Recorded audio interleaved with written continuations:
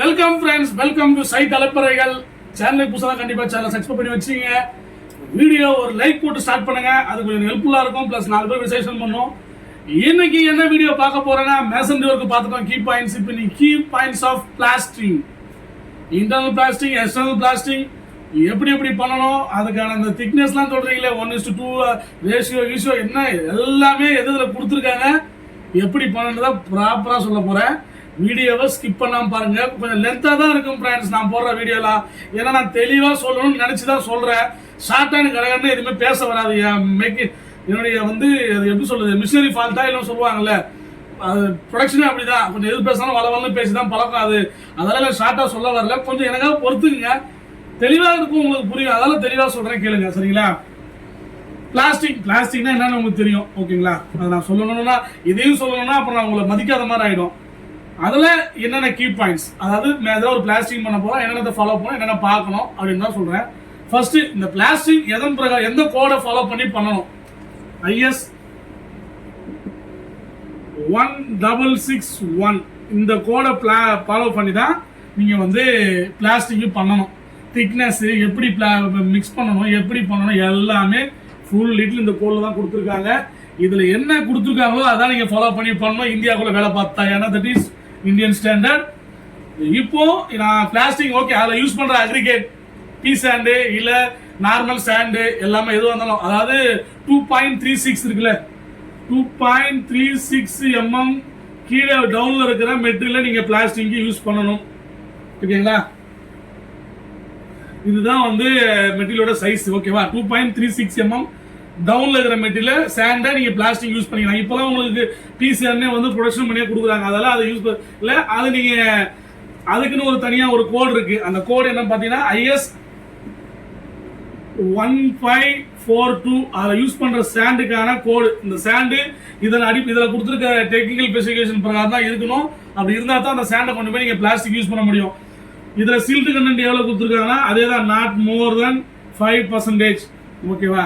மெயினா அதுக்கப்புறம் கிரடேஷன் பாத்தீங்கன்னா 4.75, 2.36, 1.18, 600 மைக்ரான், 300 மைக்ரான், 150 மைக்ரான். இதுல சீவ் பண்ணி பார்க்கணும். அது ஒரு ரிசல்ட் கொடுத்துருக்காங்க, பேசிங் வேல்யூ. நான் அதை உங்க சைட்ல போடுறேன் பாருங்க. அந்த லிமிட்ஸ்குள்ள அந்த சாண்டை மீட் ஆனா அந்த சாண்டை நீங்க தாராளமா பிளாஸ்டிக் யூஸ் பண்ணிக்கலாம். இதுல அந்த 115 மைக்ரான் இருக்குல்ல, அதை 0 to 15 கொடுத்துருப்பாங்க. அது நார்மல் சாண்டுக்கு 0 to 15. ஆனால் 20% வரைக்கும் நீங்க கிரஷர் அதாவது பீ சாண்டுக்கு போகலாம். அந்த 150 மைக்ரான் மேலே இருக்கிற மெட்டீரியல். ஆனால் சில்ட் கண்டென்ட் 5% மேலே போகக்கூடாது, நாட் மோர் தென் 5% ஓகேவா. இப்போ ஓகேங்க, sand water as usual IS 456 என்ன கன்ஸ்ட்ரக்ஷன் வாட்டர் ரெக்யர்மெண்ட் மீட் பண்ணா அதான் யூஸ் பண்ண போறீங்க. சிமெண்ட் உங்களுக்கு என்ன சிமெண்ட் கொடுத்துருக்காங்க, OPC 43, 53, 33, PPC அது எல்லாமே உங்களுடைய சைட்டை பொறுத்து, உங்க சைட் கண்டிஷனை பொறுத்து மாறுபடும். அது என்ன சிமெண்ட் எடுத்துக்கிறீங்க. மிக்ஸ் பண்ற ஷீட் எப்பவுமே அதுதான், அந்த மேசன்ஜர் சொன்னதுதான், GA ஷீட் தான் மிக்ஸ் பண்ணணும். மெயினா அந்த 30 மினிட்ஸ் ஃபாலோ பண்ணணும். எந்த ஒரு கலவையா இருக்கட்டும் நம்ம மிக்ஸ் பண்ணி 30 மினிட்ஸ்க்குள்ள அதை காலி பண்ணிடணும். ஏன்னா 30 மினிட்ஸ்ல உங்களுக்கு தெரியும் இனிஷியல் கட்டிங் டைம் ஸ்டார்ட் ஆகிடும் சிமெண்ட்டுக்கு. அதுக்கப்புறம் அதை எடுத்து போய் ஒரு செக்ஷன்ல வச்சு அதை டிஸ்டர்ப் பண்றதே தப்பு, கிராக் வந்துடும் சரியா. ½ an hourல காலி பண்ற மாதிரி கலவை ரெடி பண்ணீங்க ஓகே. இப்போ இந்த திக்னஸ்லாம் கொடுக்குறாங்களே, இப்போ நம்ம BOQ-லாம் கொடுக்குறாங்களே 12 mm திக்னஸ் இன்டர்னல் அவுட்டர்னல், அந்த திக்னஸ் எதன் அடிப்படையில் கொடுக்குறாங்க, இந்த கோட் தான் IS 1661 இதில் தான் கொடுத்துருக்காங்க தெளிவா. அந்த டேபிளேஷன் நான் சைடில் போடுறேன், வீடியோ எடிட் பண்ணதுக்கப்புறம் போடுற பார்த்துங்க. அதில் இப்போ சிங்கிள் கோட்னா என்ன, இன்டர்னல். இப்போ சிங்கிள் கோட் மேக்ஸிமம் இன்டர்னல் தான் பண்ணுவோம், இன்டர்னல் அவுட்டர்னல் அதெல்லாம் தேவையில்லை. சிங்கிள் கோட் அப்படின்னா ஒரு கோட் தான் பிளாஸ்டிக் பண்ண போறோம்னா அதில்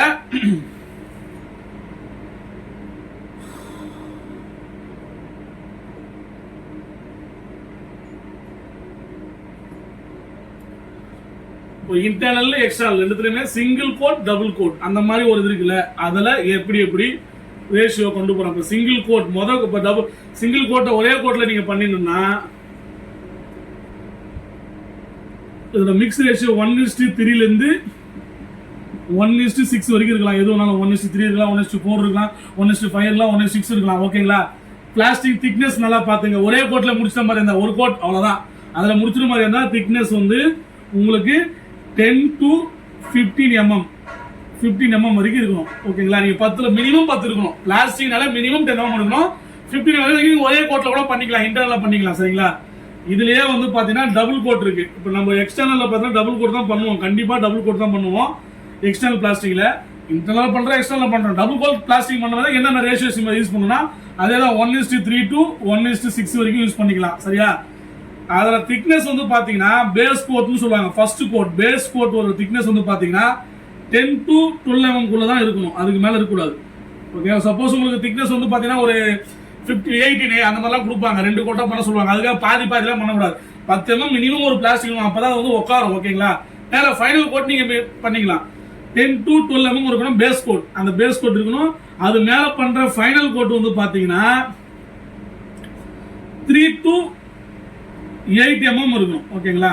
இதுதான். இப்போ சப்போஸ் உங்களுக்கு 15 கொடுத்தாங்கன்னா 12 ஒரு இது பூசிட்டு 3 பூசலாம், இல்ல 10 பூசிட்டு 5 பூசலாம், அது உங்க விருப்பம் தான்.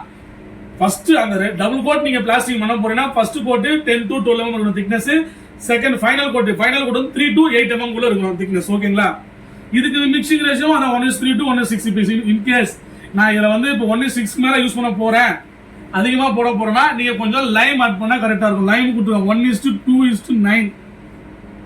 இது காமன் ரேஷியோ. இந்த ரேஷியோல கூட நீங்க வந்து இன்கேஸ் உங்கள்கிட்ட லைம் இருக்குன்னா இதை யூஸ் பண்ணி கூட நீங்க பண்ணலாம். சாண்டோட இது வந்து கொஞ்சம் அதிகமாகும், சிமெண்ட் கம்மி பண்ற மாதிரி இருக்கும், உங்களுக்கு குவான்டிட்டி ஜாஸ்தி ஆகும். சரியா? அதுக்காக. ஆனா நம்ம யாரும் அதை பண்றது இல்லை, அந்த காலத்துல பண்ணாங்க, நம்ம சிமெண்ட் தான் பண்றோம். இதுதான் சிங்கிள் கோட் டபுள் கோட்டுக்கான இது. இதுலயே 3வது கோட் ஒன்று இருக்கு, 3rd கோட். 3 கோட் பண்ற இடங்களும் கூட இருக்கு, ரொம்ப திக்னஸா இருக்கிற இடம். அதாவது எப்படின்னா ஃபர்ஸ்ட் 2 கோட் சிமெண்ட் வச்சு பண்ணிட்டு லாஸ்ட்ல வந்து பாத்தீங்கன்னா லைம் இதெல்லாம் வச்சு பண்ணி கொடுப்பாங்க. அதுல ஃபர்ஸ்ட் கோட் எப்பவும் மாதிரி, அதாவது எப்பவும் மாதிரி 10 to 15. செகண்ட் கோட் வந்து பாத்தீங்கன்னா 3 to 8 mm இருக்கணும். 3rd கோட் வந்து பாத்தீங்கன்னா 3 to 5 mm. இதுல வந்து பாத்தீங்கன்னா லைம் ஆட் பண்ணி கண்டிப்பா பண்ணுவாங்க. 3rd கோட் 3 கோட் பிளாஸ்டிக் பண்ற மாதிரி, இந்த 3 அடுக்கு பிளாஸ்டிக் பண்ற மாதிரி இருந்தா இது நம்ம மேக்ஸிமம் யூஸ் பண்ண மாட்டோம். நம்ம இந்த 2 கோட் தான், டபுள் கோட் தான், அதுக்கு மேல போக மாட்டோம். ஓகேங்களா? இது திக்னஸ் அண்ட் இது பார்த்தாச்சு, எவ்வளவு லிமிட், எவ்வளவு திக்னஸ் போடணும், எவ்வளவு ரேஷியோ இருக்கணும் பார்த்தாச்சு. இப்போ ஒரு சில கீ பாயிண்ட் சொல்றேன், என்னென்ன இதெல்லாம் ஃபாலோ பண்ணா கொஞ்சம் பெஸ்டா இருக்கும் பிளாஸ்டிக் பண்றதுக்கு முன்னாடி பண்ணும்போது எல்லாமே. ஃபர்ஸ்ட் இன்டர்னல் பிளாஸ்டிக் எடுத்துப்போம். Internal plastic first point check MEP clearance. MEPனா mechanical electrical and plumbing work. ஓகேங்களா? MEP கிளியரன்ஸ் அதாவது ஒரு எலக்ட்ரிக்கல் பைப்போ இல்ல பிளம்பிங் லைனோ இந்த ஒர்க்லாம் முடிஞ்சா தான் நீங்க பிளாஸ்டிக் பண்ண முடியும். பிளாஸ்டிக் பண்ணதுக்கு அப்புறம் அலோவ் பண்ண முடியாது. முதல்ல அதை செக் பண்ணீங்க 100% முடிஞ்சா அப்படின்னு. அது முடிஞ்சதுக்கு அப்புறம் நீங்க பிளாஸ்டிக் பண்றதே போவோம். ரெண்டாவது checking raking of masonry joints and RCC surface. அடுத்து வந்து ரேக்கிங், அதாவது ரேக்கிங் ஹேக்கிங் எல்லாம் ஒண்ணுதான். பிளாஸ்டிக் பண்ண போற இடத்துல சப்போஸ் ஒரு சில இடங்களை என்ன பண்ணிருப்பாங்கன்னா மேசன்ரி ஒர்க் பண்ணிட்டு எதுவுமே பண்ணாமலாம் விட்டுருப்பாங்க. அதெல்லாம் சப்போஸ் மலன்னு இருந்தாக்கா அவங்க ரேக்கிங் பண்ணிங்க. நடுவுல காலம் பீம் அந்த மாதிரிலாம் இருந்தாக்கா அதை வந்து நீங்க சர்ஃபேஸ் வந்து இது பண்ணி விட்டுலாம். எப்படி சொல்றது, உங்களுக்கு சர்ஃபேஸ் ஹேக்கிங் பண்ணணும் பிளாஸ்டிக் பண்ண முன்னாடி, அதை செக் பண்ணிங்க. அதுக்கப்புறம் நீங்க யூஸ் பண்ண போற சிமெண்டோட பிராண்டு, சிமெண்ட் வந்து உங்களுக்கு அப்ரூவ் பிராண்ட் சைட்ல அவைலபிள் இருக்கா, என்ன பிராண்ட் உங்களுக்கு பிஓகேல கொடுத்துருக்காங்க, என்ன டெஸ்ட், என்ன ஓகே நமக்கு என்ன அப்படின்னு QC டிபார்ட்மெண்ட் கன்ஃபார்ம் பண்ணிட்டு அந்த டைப் ஆஃப் தான் பிராண்ட் சிமெண்ட் யூஸ் பண்ற மாதிரி செக் பண்ணீங்க. அதே மாதிரி சாண்ட், பி சாண்டோ இல்ல நீங்க நார்மல் சாண்டை சலிச்சு பண்றீங்களோ 2.36ல, அது உங்க விருப்பம். அது அந்த சாண்ட் ஓகே அவைலபிள் இருக்கா, கரெக்டா இருக்கான்னு பாத்துங்க. அதுக்கப்புறம் இன்கேஸ் அவுட்டர்ல தான் பண்ணுவாங்க, நீங்க சப்போஸ் இன்னர்லயும் கொடுத்துருந்தாங்க சிக்கன் மெஸ் ப்ரொவைட் பண்ணுனா சிக்கன் மெஸ் ப்ரொவைட் பண்றீங்க. ஏன்னா சில பேர் ஃபர்ஸ்ட் கோட் பண்ணிட்டு அது மேல பண்ணுவாங்க செகண்ட் கோட்டை, சில பேர் ஃபர்ஸ்ட் கோட் பண்ணாடியே பண்ணுவாங்க. அது சைட்டுக்கு ஏற்ற மாதிரி மாறும்.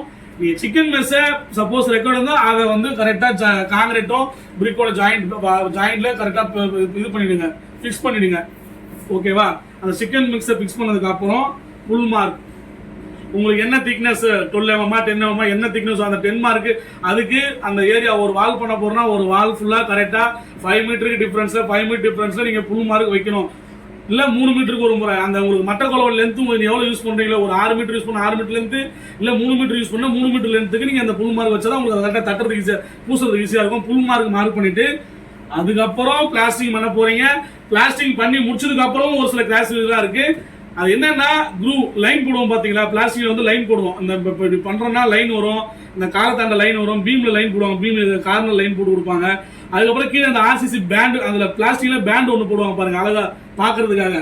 அந்த மாதிரி ஏதாவது இருக்கா டிராயிங்ல கொடுத்துருக்கான்னு செக் பண்ணிங்க. செக் பண்ணி இருந்தாக்கா அதை அப்ளை பண்ணுங்க. இது இன்டர்னல். அது எக்ஸ்டர்னல் பிளாஸ்டிக்ல என்னென்ன கீ பாயிண்ட்ஸ் நீங்க பார்க்கணும் அப்படின்னு சொல்றாங்க கேளுங்க. எக்ஸ்டர்னல் பிளாஸ்டிக்ல அதே தான். ஃபர்ஸ்ட் வந்து ரேக்கிங் அண்ட் ஹேக்கிங், அதை கன்ஃபார்ம் பண்ணிக்கங்க. செகண்ட் சிக்கன் மெஸ் ப்ரொவைட் பண்ணியாச்சான்னு அதை கன்ஃபார்ம் பண்ணீங்க, ஓகேவா. அதுக்கப்புறம் வாட்டர் ப்ரூஃபிங் கெமிக்கல் மெயின். இப்போ எல்லா இடத்துலையும் மேக்ஸிமம் எக்ஸ்டர்னல்ல வாட்டர் ப்ரூஃபிங் கெமிக்கல் ஆட் பண்ணி தான் பண்றாங்க. அது சில பேர் ஃபைனல் கோட்ல பண்ணுவாங்க, சில பேர் 2 கோட்லயுமே பண்ணுவாங்க, சில பேர் பேஸ் கோட்ல பண்ணிட்டு அதுக்கப்புறம் ஃபைனல் கோட்ல பண்ணுவாங்க. அது என்னன்னு உங்களுடைய QC கிட்டயோ இல்லை உங்க சைட்ல கிளைண்ட் கிட்டே கன்ஃபார்ம் பண்ணிட்டு அந்த water proofing approved water proofing chemical சைட்ல அவைலபிள் இருக்கா அப்படின்னு செக் பண்ணி வச்சுக்கோங்க. அதுக்கப்புறம் அப்ரூவ்டு சிமெண்ட் அந்த பிராண்ட், அதான் சேம் அது சொன்னதான் இது எல்லாமே. இது மெயினா இன்னொரு விஷயம் பார்க்க வேண்டியது இருக்கு. பேஸ் கோட் இப்போ சப்போஸ் உங்களுக்கு 12 mm கொடுத்துருக்காங்களா, 18 mm கொடுத்துருக்காங்களா, அப்போ 12 mm single coat, 6 mm final coat தான் பண்ணீங்க. பண்ணிட்டு அதை வந்து ஒரு ரஃப் அடிச்சு விடுங்க, இல்ல ஒரு அதாவது நிறைவடியாத பினிஷிங் அதை பண்ணி கொடுங்க. தமிழ்ல சொல்லணும்னா நிறைவடியாத பினிஷிங். மற்றவெல்லாம் போடாம சும்மா அடிச்சு கூட விடுவாங்க சில பேர், பாத்தீங்களா. கரெக்ட்ல அடிச்சு விட்டு அடுத்த கோட்ல வந்து பார்த்தா பக்காவா பினிஷிங் பண்ணுவாங்க. அதை மெயினா பண்ணீங்க. ஏன்னா ரெண்டுமே ஒட்டாது, ரெண்டு லேயருமே ஒட்டாது, அது பெரிய இஷ்யூ ஆகும். இதுலயும் அதே மாதிரிதான். எப்படி சொல்றது, உங்களுக்கு அந்த குரு பேண்ட் ஏதாவது செக் பண்ணீங்க. இன்னொன்னு இதுல வந்து இந்த எட்ஜஸ் இருக்குல்ல, வாலோட எட்ஜஸ், விண்டோட எட்ஜஸ், இதெல்லாம் வந்து ப்ராப்பரா பண்ணணும். இது 2 கோட்லயுமே அவசியம் உண்டு. ஸ்ட்ரெயிட்டேஜ் பார்க்கணும் கரெக்டா. இதுலயுமே வந்து ஒரு முறை நீங்க பிளாஸ்டிக் பண்ணிட்டு பிளம்பு பார்க்கறது கூட உங்களுக்கு நல்லது. ஏன்னா சில டைம்ல புல் வச்சு பண்றதே தப்பா தான் இருக்கும், ஓகேங்களா. அதால புல் வச்சு நீங்க பண்ணா கூட ஒரு முறை லாஸ்டா ஃபைனலா ஒரு முறை பிளம் பாத்துங்க. ஏன்னா பெயிண்ட் வரைகிற போது அவன் வந்து நம்மளை அசிங்கப்படுத்த கூடாதுல்ல, அதுக்காக சொல்றேன். எட்ஜஸ் பாத்துங்க, விண்டோ எட்ஜஸ், டோர் எட்ஜஸ், அந்த வாலோட எட்ஜஸ்லாம் கரெக்டா இருக்கான்னு செக் பண்ணிட்டீங்கன்னா உங்களுடைய பிளாஸ்டிக் வேலை முடிஞ்சு லாஸ்டா ஃபைனலா நீங்க பண்ண வேண்டியது பிளாஸ்டிக் பண்ணி முடிச்சது 7 days கியூரிங். மனிதனுக்கு ஒரு நீர் எவ்வளவு முக்கியமோ அதை விட சிமெண்ட் எங்கெல்லாம் யூஸ் பண்றோம், எந்த ஸ்ட்ரக்சர்லாம் யூஸ் பண்றோம், என்ன டைப் ஆஃப் ஒர்க் எல்லாம் யூஸ் பண்றோமோ அங்க தண்ணி முக்கியம். அது 7 நாளுக்கு தண்ணி கண்டிப்பா குடிக்க கொடுங்க. அது குடிக்கட்டும், குடிச்சாதான் 700 வருஷம் இருக்கும். இல்லைன்னா 7 நாள்ல புட்டுன்னு போயிடும். சரியா? இந்த வீடியோ உங்களுக்கு ஹெல்ப்ஃபுல்லா இருக்கும்.